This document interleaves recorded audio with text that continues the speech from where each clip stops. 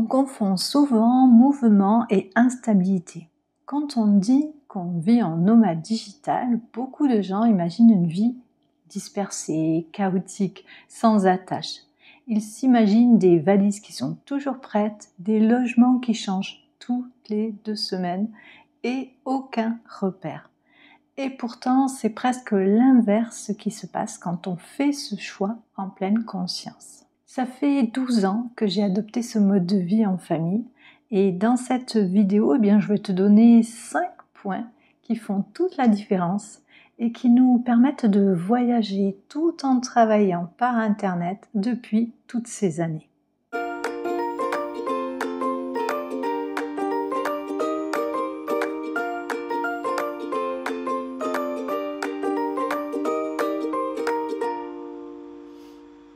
Ces principes fondamentaux sont pourtant souvent ignorés alors qu'en les appliquant, tu t'assures de maintenir ton rythme de voyage aussi longtemps que tu le souhaites. À présent, entrons dans le vif du sujet. La stabilité, ce n'est pas un lieu, c'est plutôt un ancrage intérieur. Ce n'est pas forcément une maison de 80 mètres carrés. C'est ta façon de créer un espace dans lequel tu te sens bien, même quand c'est temporaire. Quand on vit en mouvement, on apprend vite à recréer ses repères, où que l'on soit. Et c'est ce que j'ai envie de partager avec toi aujourd'hui. Comment garder une forme de stabilité, même quand on change régulièrement de pays, de ville, ou même de rythme de travail. Être nomade n'est pas être instable, c'est être en mouvement, tout en restant profondément ancré. C'est bâtir une forme de stabilité qu'on ne t'a pas apprise à l'école. Une stabilité qui ne dépend ni d'un lieu, ni d'un statut, ni de ce que pensent les autres. Le premier point important, c'est de créer une mini-routine, simple mais vraiment puissante. Alors, ici, je ne parle pas d'un agenda militaire avec des cases à cocher du matin au soir.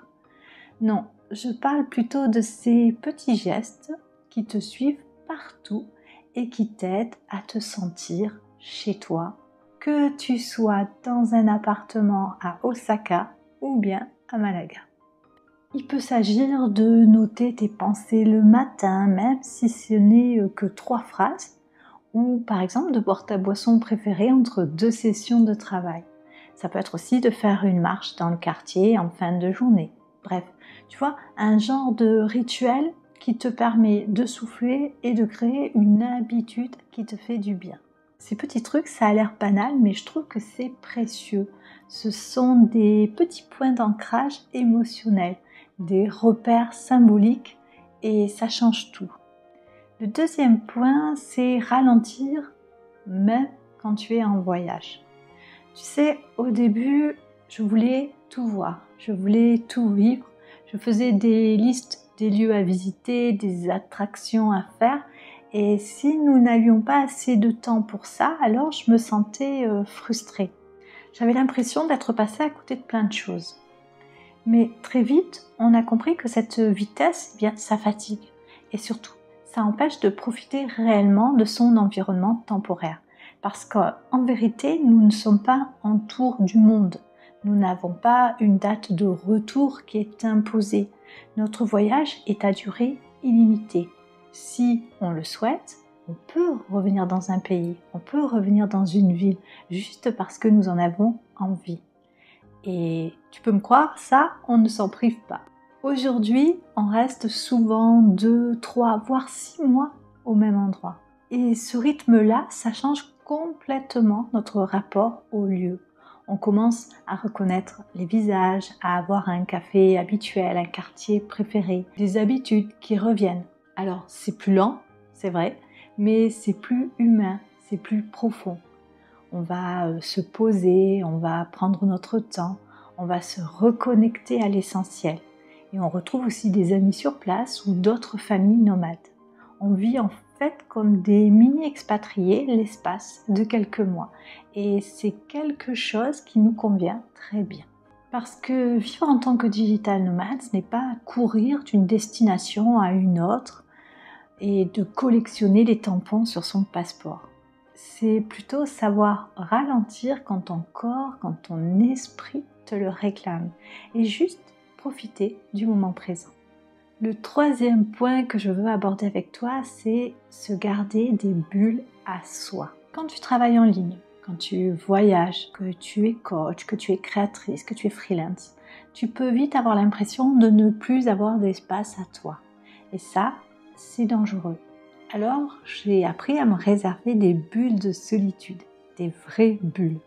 1 heure pour lire, une longue balade où je ne parle à personne.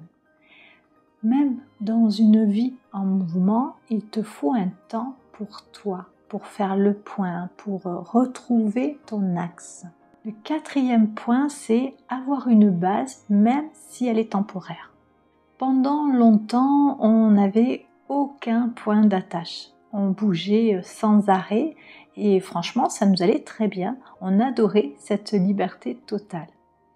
Mais au bout de 8 ans, on a ressenti le besoin d'avoir un endroit refuge, un pays où revenir entre 2 longs voyages, où on pouvait laisser quelques affaires et donc ne plus se trimballer toute notre vie avec nous. Beaucoup de digital nomades en ont une, même s'ils ne le lisent pas toujours, et c'est surtout le cas quand on bouge pendant plusieurs années. Aujourd'hui, cette base, elle se trouve en Bulgarie. C'est un lieu où on sait qu'on peut se poser quelque temps parce que nos projets nous demandent plus de concentration. Ça permet de mettre les réservations de billets d'avion et de logement de côté et de se focaliser sur son activité. Et ça donne un sentiment de sécurité, même si on n'y reste pas longtemps. Avoir une base, ce n'est pas renoncer à la liberté, c'est juste lui donner un socle. Le 5e point que je veux voir avec toi aujourd'hui, c'est choisir ton rythme, pas celui des autres. Il n'y a pas un seul bon rythme de vie nomade. Certains adorent bouger tous les mois, d'autres préfèrent rester 1 an quelque part. D'autres encore veulent juste savoir qu'ils peuvent partir si ils en ressentent le besoin. Ce que j'ai compris au fil de ces 12 dernières années, c'est que la vraie liberté, ce n'est pas de bouger en permanence, c'est de savoir que tu peux adapter ton quotidien à ce qui te fait du bien maintenant. Il y a eu des périodes où on a beaucoup voyagé et d'autres où on est resté immobile pendant des mois. Et les deux étaient justes parce que c'est ça le vrai luxe.